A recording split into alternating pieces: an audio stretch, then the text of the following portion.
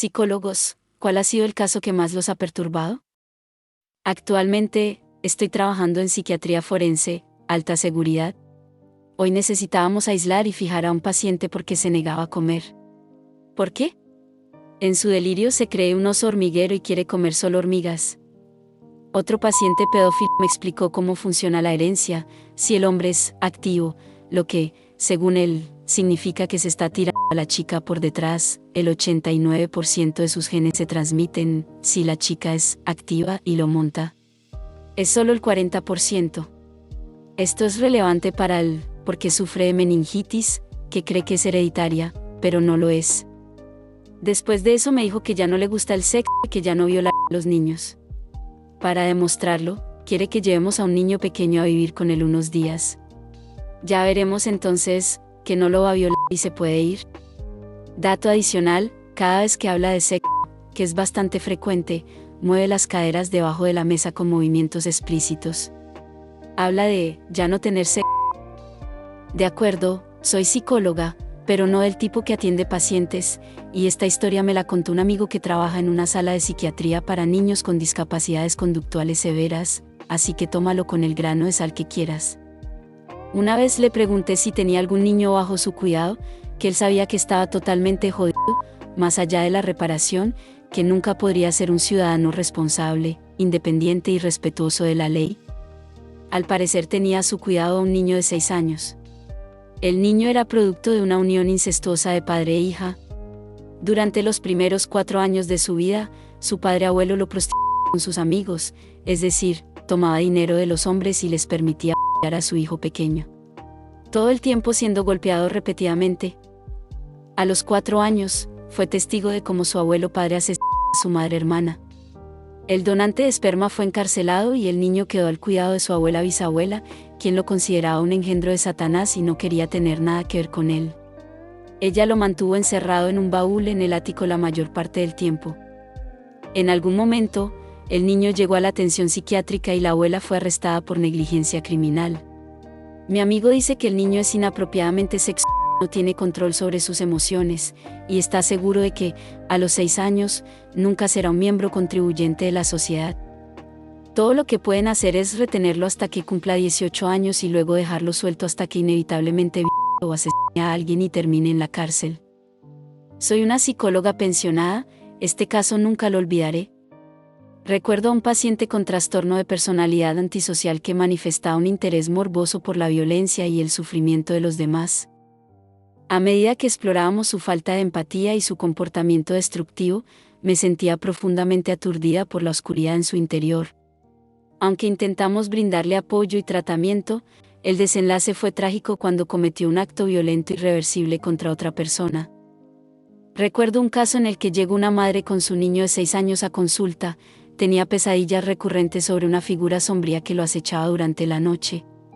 A medida que explorábamos sus sueños y su temor constante, me sentí perturbado por la intensidad de su angustia. Era muy abrumador y fuerte todo lo que relataba para ser un niño. Aunque trabajamos en terapia y técnicas de control del miedo, después de mucha terapia llegué a la conclusión que la figura sombría era un símbolo de su propia ansiedad y miedos internos, provocados por el dolor de la pérdida de su padre que falleció en una noche lluviosa de un infarto fulminante en su hogar. El niño mejoró en gran medida, pero meses después me llevé una sorpresa al ver la madre sin el niño en mi consultorio, muy desgastada físicamente, relatándome que una figura sombría la estaba acechando en sus sueños cada noche. Recuerdo a un paciente con trastorno de estrés postraumático, TEPT, un chico de 25 años que afirmaba haber sido abducido por extraterrestres.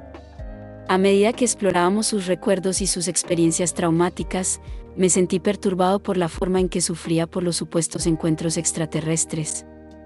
Aunque trabajamos en el procesamiento del trauma, era desgarrador y a su vez aterrador lo que relataba, ya que luchaba por distinguir entre la realidad y las creencias delirantes que tenía. El chico empeoraba cada día.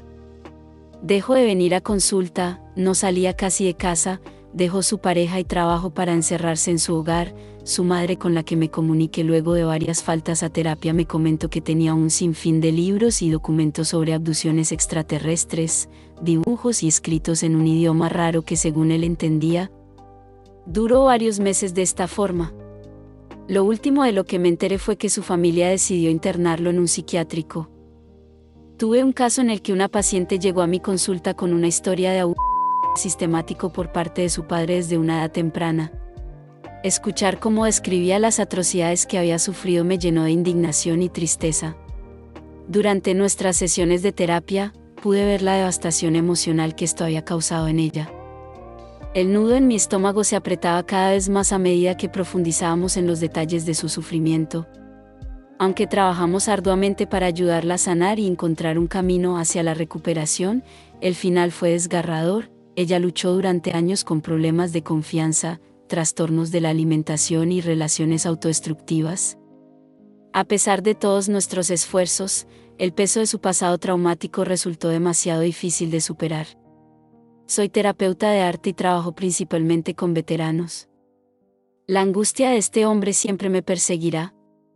Estaba sirviendo en Irak, conduciendo un tanque. Llegaron a un bloqueo en el camino y no tenían forma de dar la vuelta. Se aseguró de que el área estuviera despejada y retrocedió. Sintió el golpe y vio que había a un niño pequeño. Recuerda haber visto al niño saludando desde el costado de la carretera. Está obsesionado al verlo por el tanque.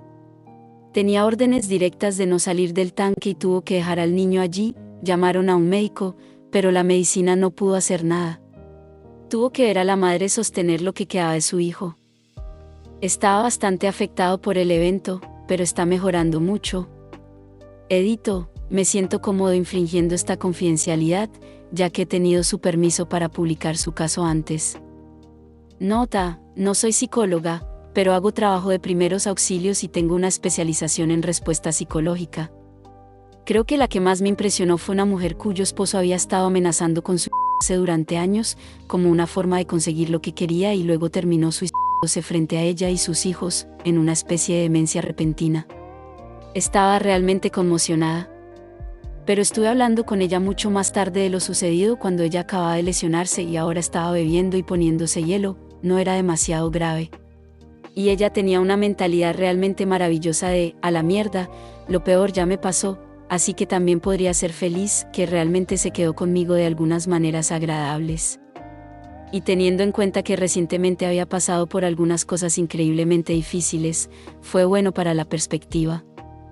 Trabajo en un hogar mental, todavía en la universidad. Niña, 15 años, mamá muere en tiroteo inducido esquizofrénico con policías.